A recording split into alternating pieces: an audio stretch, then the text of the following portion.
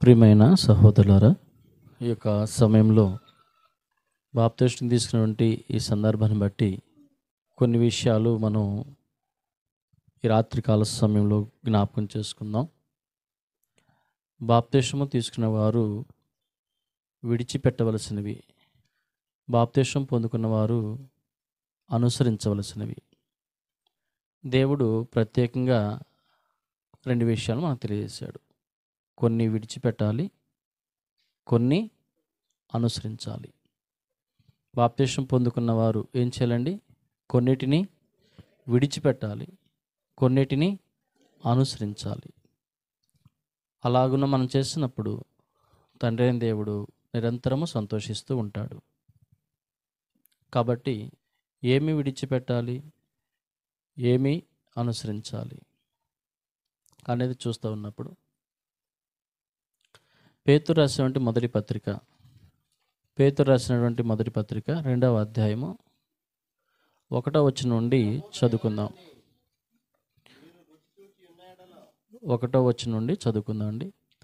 ప్రభువు దయాళుడని మీరు రుచి చూచి ఉన్న యెడల సమస్తమైన దుష్టత్వమును, సమస్తమైన కపటమును, వేషధారణ, అసూయను, సమస్త దూషణ మాటలు మాని. చాలండి. ఏం మానుకోవాలండి? ఏం మానుకోవాలి? దుష్టత్వాన్ని మానుకోవాలి, కపటాన్ని మానుకోవాలి, వేషధారణ మానుకోవాలి, అసూయను మానుకోవాలి, దూషణ మాటలను మానుకోవాలి. ఇవి మానుకోకుండా వాక్యాన్ని విన్నా అది ఫలించదు అని చెప్పాడు. మానుకోవలసినవి చెప్పాడు, అనుసరించవలసినవి చెప్పాడు. ఏమనుసరించాలి? కింద లైన్లో చెప్పాడు. క్రింద చదవండి. శిశువును పోలిన వారై నిర్మలమైన వాక్యము అనుపాల వలన రక్షణ విషయములో ఎదుగు నిమిత్తము ఆ పాలను అపేక్షించుడి. చాలండి. ఇక్కడ నీవేం అనుసరించాలి? వాక్యము అనేటువంటి పాలను అనుసరించాలి. ఏమి మానుకొని? దుష్టత్వము, కపటము, వేషధారణ, అసూయ, దూషణ మాటలను మాని. అంటే ఇవి మానుకోకుండా వాక్యము వినకూడదండి. ఉదాహరణకు మనం పాలు ఒక పాత్రలో పోసేటప్పుడు పాత్రను కడిగి పోస్తామా, కడగకుండానే పోస్తామా? ఎందుకండి? పాలు దానిలోకి పోసేటప్పుడు దానిలో ఏదైనా మలినత ఉంటే పోసిన పాలు పాడైపోతాయి. పాలు పాత్రలో పోసేటప్పుడు పాత్రను ఏం చేస్తూ ఉంటాము? కడిగిన తర్వాత అందులో పోస్తాం. ఒకవేళ అలా చేయకపోతే ఏం జరుగుతుంది? పోసిన పాలు పాడైపోతాయి. అలాగే వాక్యాన్ని ఇక్కడ ఏమన్నాడు అంటే పాలు అన్నాడండి. ఈ పాలను మన హృదయంలో పోసేటప్పుడు హృదయాన్ని ఏం చేసుకోమన్నాడు? శుద్ధి చేసుకోండి. హృదయంలో ఏముందన్నాడు? దుష్టత్వం ఉంది, కపటం ఉంది, వేషధారణ ఉంది, అసూయ ఉంది, దూషణ మాటలు ఉన్నాయి. వాటిని మానుకొని వాక్యాన్ని హృదయంలో పోసుకోండి. అప్పుడేం జరుగుతుంది అంటే రక్షణ విషయంలో ఎదుగుతావు అన్నాడండి. ఇప్పుడు గమనించండి. ఒకవేళ వాటిని కడుగుకోకుండా, వాటిని మానుకోకుండా వాక్యాన్ని వింటా ఉంటే రక్షణలో ఎదగమా అండి? ఎదగము అనే తెలియజేస్తూ ఉన్నాడు. రక్షణ విషయంలో ఎదుగు నిమిత్తము ఆ పాలను, ఏం పాలు ఇవి? వాక్యము అనేటువంటి పాలు. ఈ వాక్యాన్ని ఎప్పుడెప్పుడు వినాలి అన్నాడు? శిశువును పోలిన వారై. అంటే పుట్టిన బిడ్డ తల్లి వద్ద పాలు ఎలా త్రాగుతూ ఉంటాడో, ఎన్నిసార్లు తాగుతూ ఉంటాడో మనకు తెలియదు. ఆ తల్లికి ఏమైనా లెక్కిస్తుందో లేదో తెలియదు. కానీ అలాగున వాక్యమైనటువంటి పాలను నీవు త్రాగుతూ ఉండాలి. అప్పుడు రక్షణలో ఎదుగుతూ ఉంటావు. కాబట్టి మానుకోవలసినవి అవి, అనుసరించవలసినవి ఇవి. ఇలాగున అనుసరించకపోతే మనము రక్షణలో మాత్రం ఎదగలేము. సమాజం దృష్టిలో బాప్తిస్మం పొందుకున్నారు, మంచివారు అని చెప్పబడుతూ ఉంటుంది. కానీ రక్షణలో మాత్రము ఎదగలేము. అందుకని తండ్రి అయినటువంటి దేవుడు పరిశుద్ధాత్మ ద్వారా మనకేం తెలియజేస్తున్నాడంటే వాటిని మానుకోండి, వీటిని అనుసరించండి అని చెప్తున్నాడు. తర్వాత మనం చూస్తూ ఉన్నప్పుడు రోమీయులకు రాసినటువంటి పత్రిక 13వ అధ్యాయము 13వ వచనము. రోమీయులకు రాసిన పత్రిక 13వ అధ్యాయము 13వ వచనము. అల్లరితో కూడిన ఆటపాటలైనను మత్తైనను లేకయు కామ విలాసమైనను పోకిరి చేష్టలైనను లేకయు కలహమైనను మత్సరమైనను లేకయు పగటియందు నడుచుకొనున్నట్టు మర్యాదగా నడుచుకొందుము అన్నాడండి. ఇక్కడ కొన్నిటిని మనము వదులుకోవలసినవి తెలియచేస్తాడండి. ఏంటవి? అల్లరితో కూడిన ఆటలు పాటలు. అల్లరితో కూడినటువంటి ఆటలు పాటలు. అల్లరితో కూడినటువంటి ఆట పాటలు ఏంటి? మేము చిన్నప్పుడు ఒక వాడు వినపడేది. ఒక రిక్షా వేసుకుని వచ్చి దుగ్గిరాల సరోజినిలో రోజు 3 ఆటలుగా ప్రదర్శింపబడుతున్న తెలుగు చలనచిత్రం అనేవాళ్ళు. ఇప్పుడు అర్థమైందా? ఏం ఆట అది? ఆట అంటే ఏంటి? ఆట అంటే అర్థమైందా? ఆట అంటే ఏంటి? సినిమాలు, అల్లరితో కూడినటువంటి ఆటలు. ఇప్పుడు వాక్యాన్ని వినేటువంటి మనము లేదా బాప్తిస్మం పొందుకున్న మనము ఏం విడిచిపెట్టాలి? సినిమాలు విడిచిపెట్టేసేయాలి. ఏం విడిచిపెట్టాలి? సినిమాలు విడిచిపెట్టేసేయాలి. ఇంతకుముందు చూసేవేమో, చాలా ఇష్టంగా చూసేవేమో, కానీ ఇప్పుడు ఏం చేయాలా? విడిచిపెట్టేసేయాలి. డ్యాన్సులు, అల్లరితో కూడిన పాటలు ఏంటి ఇవి? డ్యాన్సులు. డ్యాన్స్ బేబీ డ్యాన్స్ కానీ ఇంకా ఏ డ్యాన్స్ అన్న కానీ ఇవన్నీ ఏం చేయాలా? విడిచిపెట్టాలా. తప్పుగా అనుకోకండి, హెచ్చరికపూర్వకంగా చెప్తున్నా. ఆదివారం ఆరాధనకి వెళ్ళి వస్తున్నాం, సాయంత్రం పూట టీవీలు బాగానే మోగుతున్నాయి మన ఇళ్ళల్లో. ఇప్పుడు మనం విన్న వాక్యం మనలో ఫలించిద్దా? ఏమండి? వాక్యం విన్నాము, ఇంటికి వచ్చాక సినిమాలు చూసాము, మనం విన్న వాక్యము ఫలించిద్దా? పాత్ర కడకుండా పాలు పోస్తే ఏమవుతాయి అన్నాడు? పాడైపోతాయి అన్నాడు కదా. విన్నటువంటి వాక్యము మరలా సినిమాలో చూస్తే మనలో ఏమైపోతుంది? అది పాడైపోతుంది. శక్తివంతమైనటువంటి వాక్యము, మన ఆత్మకు బలంనిచ్చినటువంటి వాక్యము బలాన్ని ఇవ్వదు. కారణం ఏంటి? వదులుకోవలసినవి వదులుకోలేదు. కాబట్టి సినిమాలే కానీ, సీరియల్లే కానీ, ఇంకా డ్యాన్సులే కానీ, ఏ విధమైనటువంటివి కూడాను మనకు సంబంధించినవి కాదు. వాటిని వదిలేసేయాలి. తర్వాత మాట్లాడుతున్నాడు, మత్తైనను అన్నాడు. ఏమన్నాడండి? మత్తు. మత్తు అనే పదాన్ని మనం చూస్తున్నప్పుడు నిద్రమత్తు, తిండి మత్తు, ఏంటది? మద్యం అనే మత్తు, కామం అనే మత్తు, ధనం అనేటువంటి మత్తు, ఇలాగున మత్తులు కొన్ని రకాలు ఉన్నాయండి. మద్యం అనే మత్తు కావచ్చు, కైని అనేటువంటి మత్తు కావచ్చు, కిళ్ళి అనే మత్తు కావచ్చు, ఇంకేదైనా కావచ్చు. వాటిని వదులుకుంటేనే విన్నటువంటి వాక్యం ఏమవుతుంది? మనలో ఫలవంతంగా ఉంటుంది. కాబట్టి ధనమనే మత్తైనను, కామమనే మత్తైనను, తిండి అనే మత్తైనను, ఇంకా ఏ రకమైన మత్తైనను వాటన్నిటిని ఏం చేయమన్నాడు? వదులుకోవాలి లేదా విడిచిపెట్టేసేయాలి. లేకపోతే విన్న వాక్యం ఏమవుతుంది? ఫలించదు, పాడైపోతుంది. పాడైపోవటమే కాదు, ఏంటి ఇతను బాప్తిస్మం తీసుకున్నాడు కదా, మందు తాగుతున్నాడే అరే అని వింతగా చూస్తారు, చులకనగా మాట్లాడతారు. లోకస్తులు ప్రార్థనకి రాని వారు తాగారు, తందనాలు ఆడారు, ఏం చేసినా పెద్దగా విచిత్రంగా చూడరు, అంత వింతగా ఏం చెప్పుకోరు. కానీ మనం చేస్తే దాన్ని వింతగా చూస్తారు. అంతేకాదు పౌలు గారు అన్నాడు, మిమ్మును బట్టియే కదా నా నామము అన్యజనుల మధ్య దూషణ పాలైపోతుంది. అంటే దేవుడు దూషింపబడతాడు. మనం తాగితే దేవుడు ఎందుకు దూషింపబడతాడు? ఇందాక చెప్పాడు అన్నయ్య, మనం ఎవరమై? దేవుని యొక్క సొత్తు. మనం దేవుని యొక్క సొత్తు కాబట్టి మనం త్రాగితే తండ్రికి దోషం కలుగుతుంది. అప్పుడు ఆయన ఏం చేస్తాడు? సంతోషపడతాడా? బాప్తిసం పొందుకున్నప్పుడు చాలా సంతోషించాడు. ఎంతమంది కంటే? 99 మంది నీతిమంతుల కంటే కూడా ఎక్కువగా సంతోషించాడు. కానీ ఇప్పుడు మందు తాగితే 99 మంది కంటే కూడా ఎక్కువ బాధపడతాడు. కాబట్టి నా వలన నా తండ్రికి అలాంటి బాధ రానియకూడదు.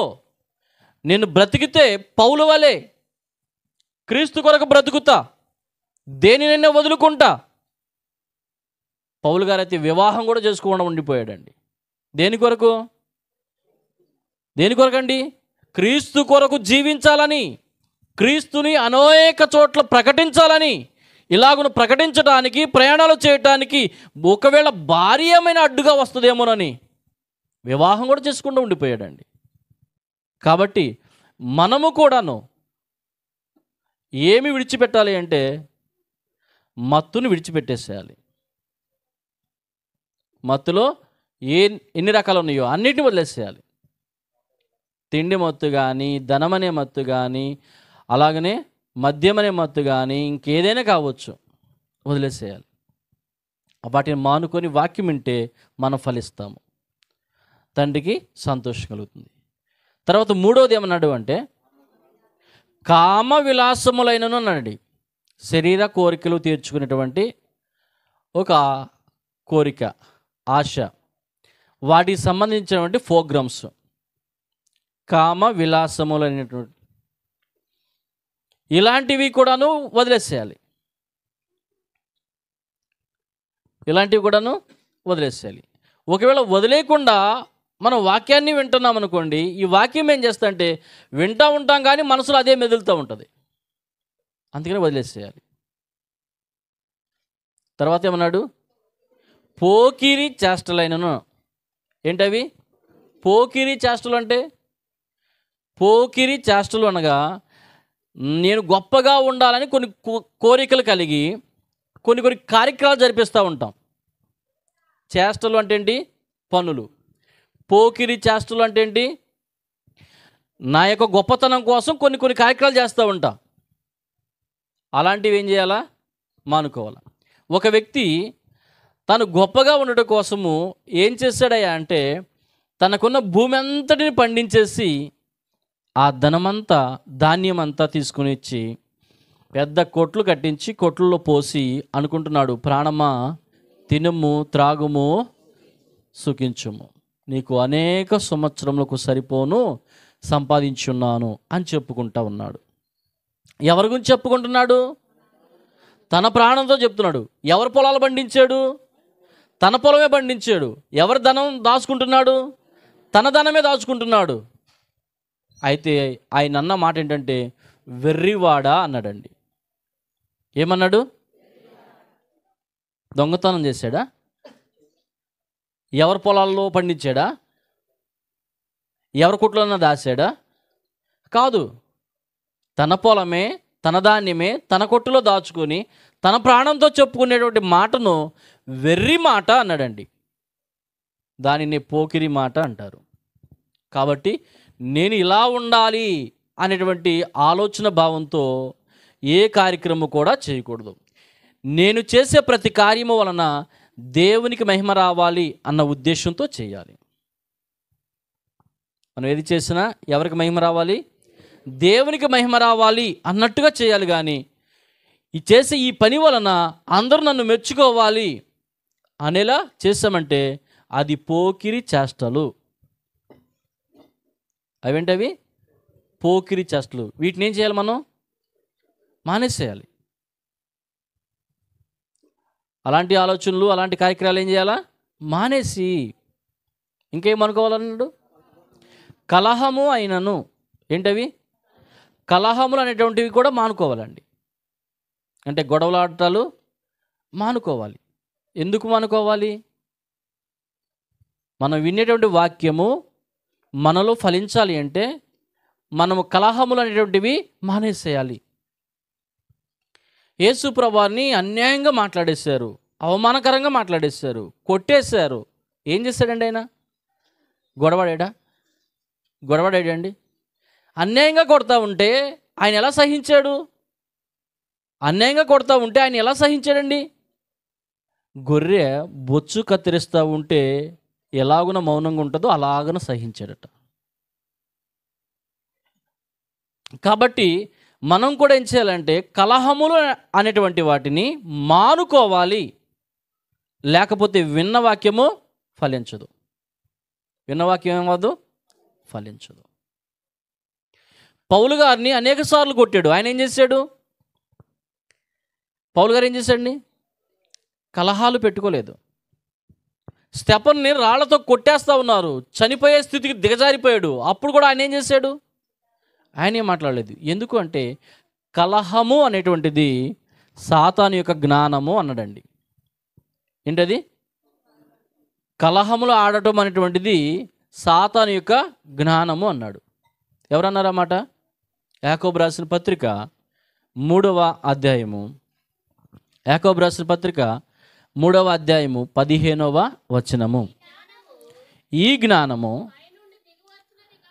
పైనుండి వచ్చినది కాక భూ సంబంధమైనదియు ప్రకృతి సంబంధమైనదియు దయ్యముల యొక్క జ్ఞానం వంటిదియునై ఉన్నది.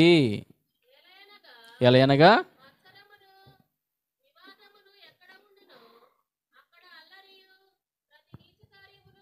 చాలండి. ఏమున్నాయండి? సాతాను యొక్క జ్ఞానములో కలహములు ఉన్నాయి, సాతాను యొక్క జ్ఞానములో అల్లరులు ఉన్నాయి. కాబట్టి మనము కలహములు అనేటువంటివి మానుకొని వాక్యం వినాలి. కలహము అనేటువంటిది మానుకొని వాక్యం వినాలి. అలా వింటే మనం ఫలించటానికి అవకాశం ఉంటుంది. ఇంకా ఏం చెప్పాడు? మత్సరము అన్నాడండి.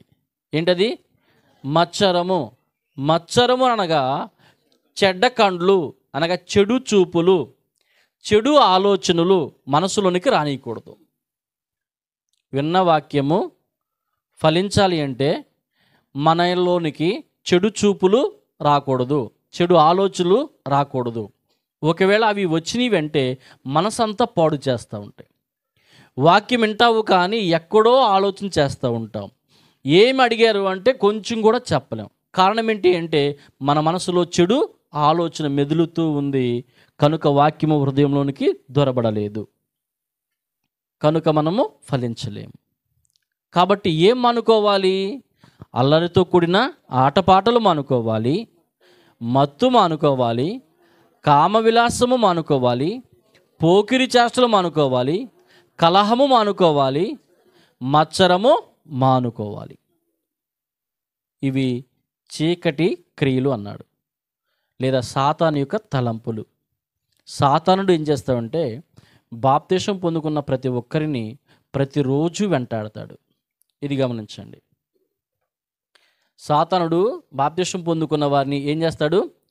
ప్రతిరోజు వెంటాడుతూనే ఉంటాడు, ప్రతి నిమిషము వెంటాడుతూనే ఉంటాడు.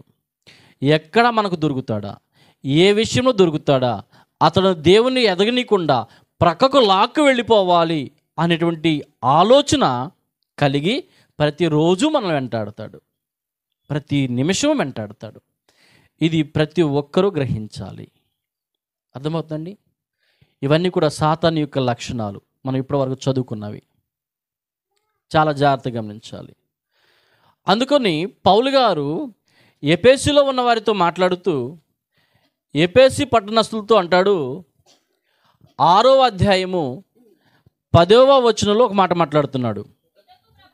ఎఫెసీయులకు రాసిన పత్రిక 6వ అధ్యాయము 10వ వచనము. తుదకు ప్రభు యొక్క మహాశక్తిని బట్టి ఏమై ఉండాలండి? దేని చేత బలవంతులు కావాలి? 16 వచనం చదవండి. ఇక్కడ పౌలు గారు ఏం మాట్లాడుతున్నారంటే, మనము ఎవరితో పోరాడాలి? ఎవరితో అండి? సాతానుతో పోరాడాలి. సాతానుడు మన మధ్యలోనికి వస్తాడా అంటే, తాను శారీరకంగా అయితే రాడండి. ఎలా రాడు? శారీరకంగా రాడు, కానీ మనం విడిచిపెట్టిన కోరికలను జ్ఞాపకం చేస్తూ ఉంటాడు. మనం విడిచిపెట్టినటువంటి పాత వాటిని ఏం చేస్తూ ఉంటాడు? జ్ఞాపకం చేస్తూ ఉంటాడు. అలా జ్ఞాపకము చేసి అటువైపుకు లాగుతూ ఉంటాడు. వాటన్నిటినీ గ్రహించి జయించటానికి మీరు ప్రభునందు బలవంతులై ఉండండి. ప్రభునందు బలవంతులు కావాలి అంటే ఏం చేయాలి? రక్షణ అంటే శిరస్త్రాణం కట్టుకోవాలి, విశ్వాసం అనే డాలు పట్టుకోవాలి, వాక్యము అనేటువంటి ఆత్మ ఖడ్గమును ధరించుకొని ఉండాలి. వాక్యాన్ని ఎప్పుడు వింటూ ఉండాలి, వాక్యాన్ని ఎప్పుడు జ్ఞాపకం చేసుకుంటూ ఉండాలి. అప్పుడు మన ఆత్మ ఏమై ఉంటుందంటే బలముగా కత్తి పట్టినటువంటి యుద్ధ వీరుడుగా ఉంటాడు. ఎవరు ఉండేది? మన యొక్క ఆత్మ, శరీరం కాదు. శరీరములో ఉన్నటువంటి ఆత్మ ఎప్పుడు వాక్యము వింటా ఉంటే ఖడ్గము పట్టుకున్నటువంటి యుద్ధ వీరుడిలాగా నీ యొక్క ఆత్మ బలవంతుడిగా ఉంటుంది. అప్పుడు అపవాది క్రియలను ఎదిరించేటువంటి శక్తిమంతులు అవుతాం.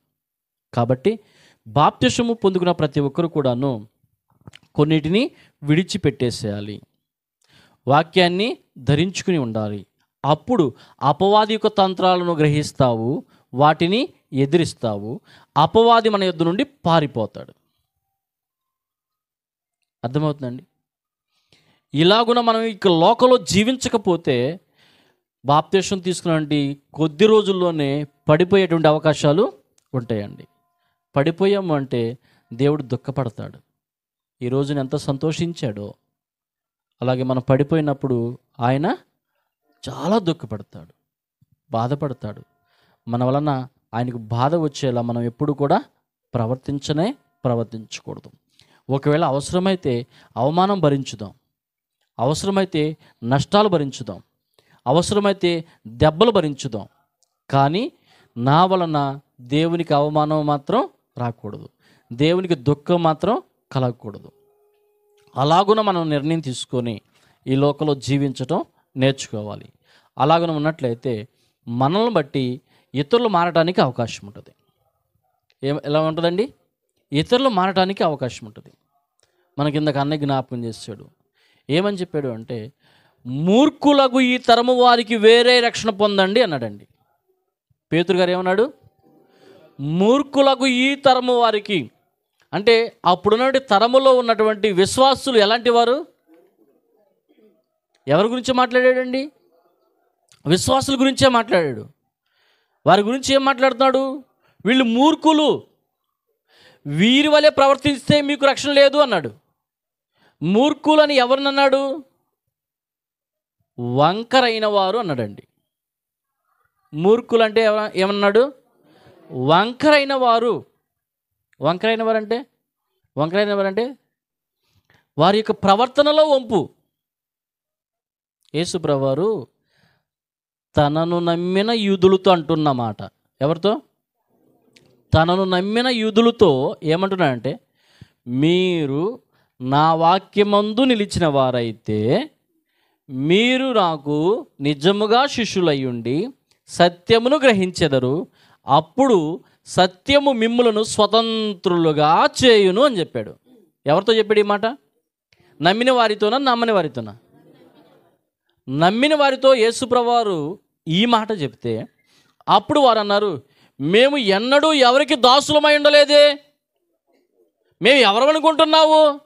అబ్రహాము సంతానము.